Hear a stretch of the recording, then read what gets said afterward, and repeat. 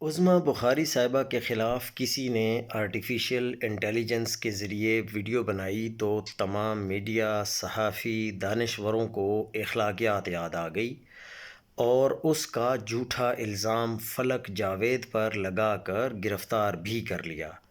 لیکن یہاں یہ نون لیگی ٹاؤٹ سریعام صنم جاوید کی جعلی ویڈیوز بنا کر شیئر کر رہا ہے۔